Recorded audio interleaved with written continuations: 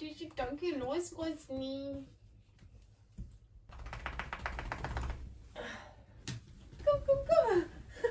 Máš rybičku si priniesol. Rybičku si priniesol. Malovanka. Sú Vianoce. 24. december. Práve teraz som na tomto byte sama po celé sviatky, pretože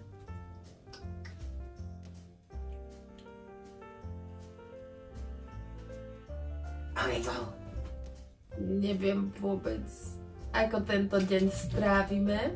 Ja som popravde ani nevedela, že existujú reaktívni psi a s agresívnymi som sa tiež nikdy nestretla. No a máš štikútku, Ježiši Maria. 2 týždne dozadu prišla moja sestra a to bolo asi najhoršie, čo som u neho videla. On jej nedovolil sa hýbať po byte. Neskutočne po nej vyjíždel. A ona má ešte 147 cm, miluje psov, miluje mňa. Takže som si hovorila, toto bude easy, budeme spolu trénovať, všetci budeme mať pekný víkend. Moja sestra sa bála mať nohy na zemi, keď sedela na stoličke. V jednom pointe musela vyskočiť hore na stoličku. Aj sme sa na tom smiali spolu, hovorila, že to je neskutočné, ako sa môže takého malého psa báť, pretože on keď uvidí nejaký pohyb, ktorý sa mu nepáči, tak zaútočí. A tak som tu teraz sama. Tak uvidíme.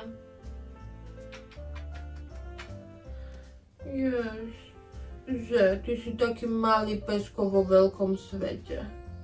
Malý pesko vo veľkom svete, áno. Hrozne často som sa vracala posledné 2 týždne, posledné 3-4 týždne k tej správe, ktorú som dostala predtým, než som išla na vlak, keď niekto z toho útulku napísal, že je rád, že odchádza. Pozrela som si tú správu, že písal, lebo na mňa chytil záchvat hnevu a odvtedy ma neznášal. Neviem, čo som si vtedy myslela, veď Kimči nemohol nikomu vynadať a buchnúť za sebou dvere. A hrozne ľutujem, že som vtedy si neuvedomila, čo to znamená a nepovedala, to som nevedela, to ja nezvládnem, ja som nikdy s takým psom nepracovala. A to viem, že je najhoršie zmýšľanie, pretože to sa stalo, už sa to neodstane, nemôžem sa ľutovať a musím žiť s tým, čo mám. Moje úzkosti sú... Nikdy som nemala úzkosti tak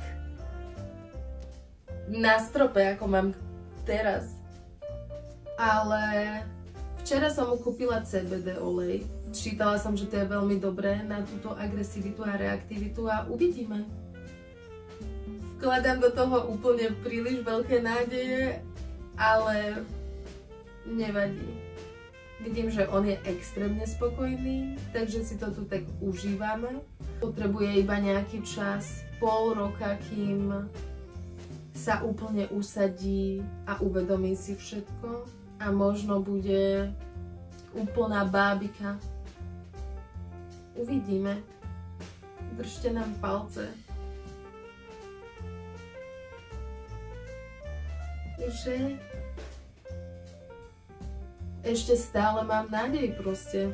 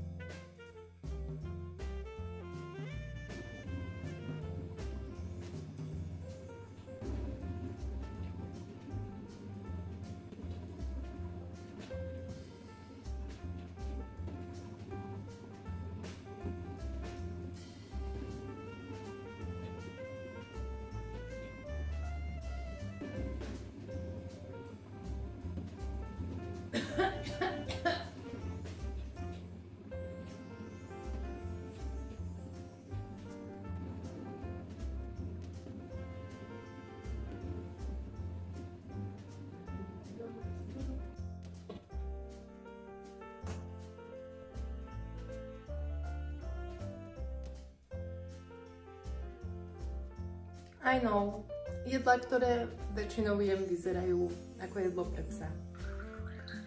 Jo.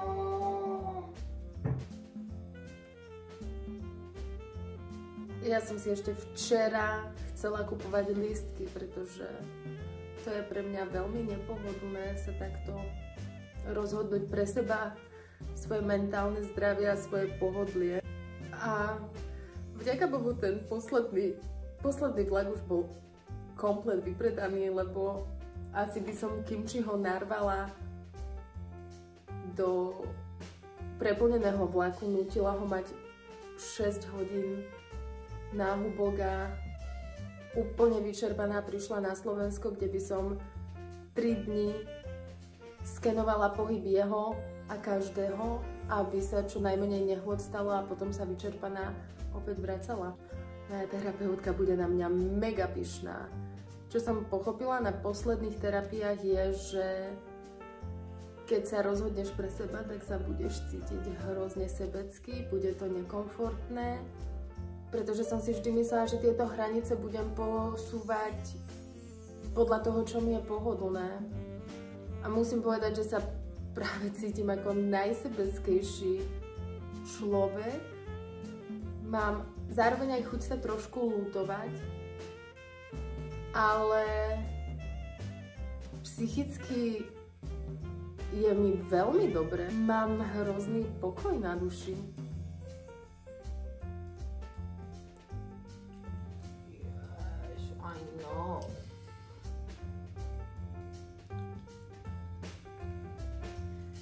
Pôjdeš von. Yes.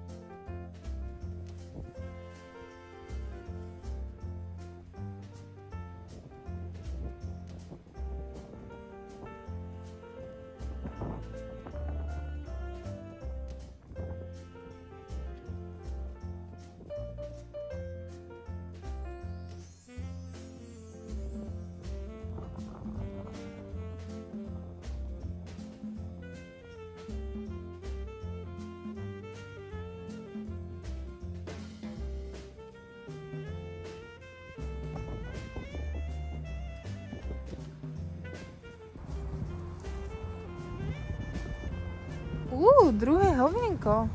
Behom jednej prechádzky. Moja pleť je absolútne, že otrasná. Už som nejedla sladkosti asi, že 20 dní. Vyskúšam ešte, ja neviem, vyradiť syry.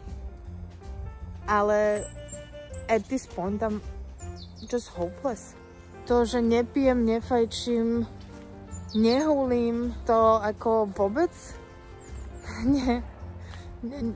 nejak nezohráva rolu v tom, nechápem.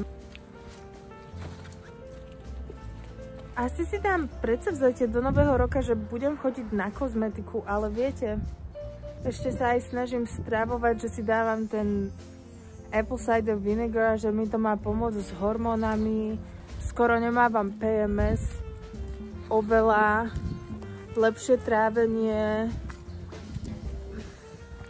ale to akné, ja neviem. Ja proste mám dospelácké akné a kým budem dospelá, tak budem mať akné.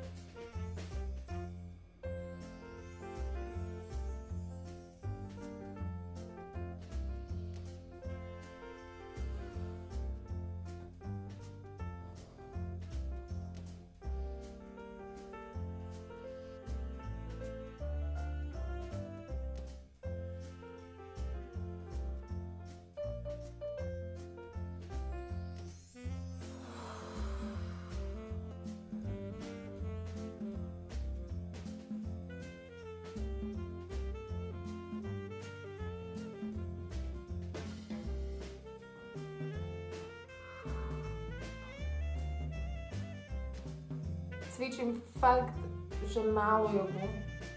Raz za týždeň maximálne. Už dosť dlhú dobu.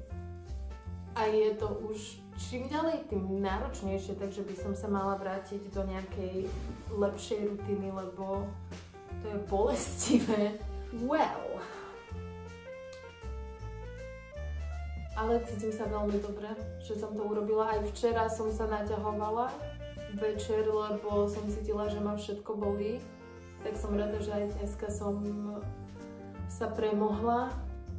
Ale na zvyšok vianočného dňa už si dávam iba ťažký oddych. A popravde sa mi nechce ani tak veľmi rozprávať, takže...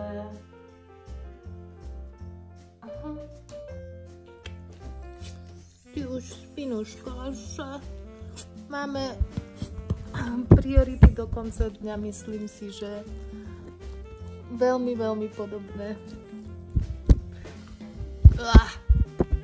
Oblízal si mi asi 3 zuby.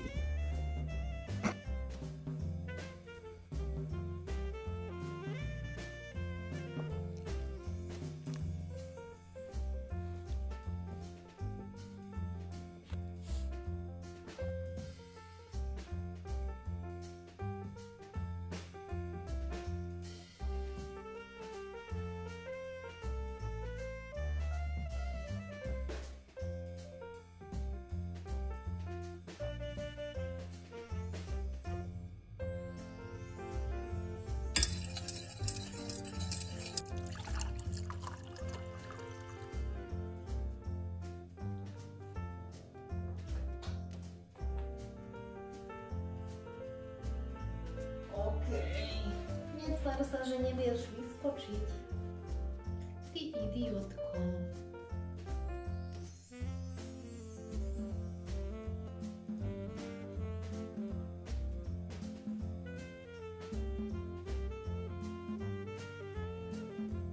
Keď som bola malá, tak som chcela vždy, aby mi mamina urobila kakauko.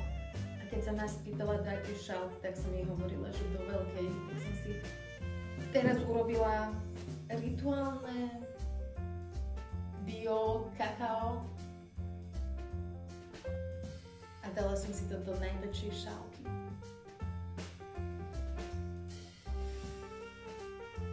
Ty mávaš Vianoce každý deň.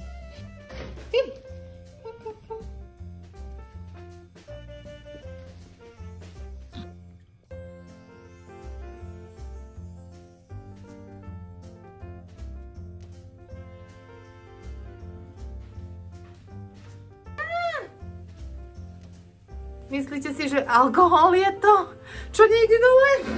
Asi ste si už všimli, že mne je veľmi dobre samej, keď trávim čas iba sama so sebou. To neznamená, že aj keď nepijem rok a pol a vôbec mi to nechýba, že toto nealkoholické víno nie je pre mňa. Aj keď som introvert, tak stále mám rada main character energy. Vo svojom filme na svoje Vianoce ešte je stále svetlo, ale za chvíľu asi bude tma. A ja si idem dať váňu. Budem pritom fajčiť CBD jointa, ktorého som si kúpila 2 dni dozadu. Všetci obyvatelia tejto domácnosti si momentálne fičia na CBDčku.